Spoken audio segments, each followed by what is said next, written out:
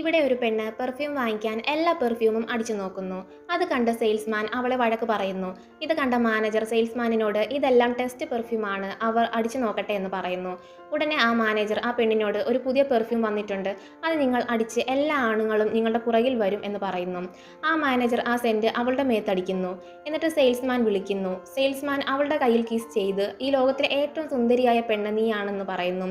ഇത് കണ്ട ആ പെണ്ണ് ഈ പെർഫ്യൂം എനിക്ക് വേണമെന്ന് പറഞ്ഞ് അവൾ മേടിച്ചുകൊണ്ട് പോകുന്നു. അവിടെ നിന്ന് അവൾ ഒരു ഹോട്ടലിൽ പോകുന്നു. അപ്പോൾ അവിടെ നിന്ന് ആൾ അവളോട് ഇവിടെ ഗസ്റ്റിന് മാത്രമേ അലൗഡ് ഉള്ളൂ എന്ന് പറയുന്നു. ഉടനെ അവൾ ആ പെർഫ്യൂം കയ്യിലടിച്ച് അടുത്ത് നിന്ന സെക്യൂരിറ്റിയുടെ മേത്ത് കൈവയ്ക്കുന്നു. ആ സെക്യൂരിറ്റി ആ മണത്തിൽ മയങ്ങി അവളെ അകത്ത് വിടുന്നു. ആ ഹോട്ടലിൽ ഒരു പണക്കാരൻ വരുന്നു. അവനെ മയക്കാമെന്ന് അവൾ ആ സ്പ്രേ അടിച്ച് അവൻ്റെ അടുത്ത് പോയി നിൽക്കുന്നു. അവൻ ഉടനെ ഈ സ്പ്രേ ഈ കടയിൽ നിന്നല്ലേ വാങ്ങിച്ചതെന്ന് പറയുന്നു. ഇത് കേട്ട അവൾ പേടിച്ച് അവിടെ നിന്ന് പോകാൻ നോക്കുന്നു. ഉടനെ അവൻ ഈ സെന്റ് നീ എത്ര ദിവസമായിട്ടാണ് ഉപയോഗിക്കാൻ തുടങ്ങിയതെന്ന് ചോദിക്കുന്നു. ഇതാണ് ഫസ്റ്റ് ഡേ എന്ന് പറയുന്നു. ഉടനെ അവൻ ഈ സ്പ്രേ ഇനി അടിക്കേണ്ട എന്ന് പറയുന്നു. ഉടനെ അവൾ ഈ സ്പ്രേ അടിച്ചപ്പോൾ തൊട്ടാണ് എല്ലാവരും എന്നെ സ്നേഹിക്കാൻ തുടങ്ങിയത്, അതുകൊണ്ട് ഇനിയും ഞാൻ ഇത് ഉപയോഗിക്കും എന്ന് പറയുന്നു. ഉടനെ അവൻ ഈ സ്പ്രേ നീ ഇനി അടിച്ചാൽ നിന്റെ ജീവന് ആപത്തെന്ന് പറയുന്നു. അതിന് അവൾ ആ ടേബിളിൽ നിന്ന് എഴുന്നേറ്റ് മറ്റൊരാളെ മയക്കാൻ പോയിരിക്കുന്നു.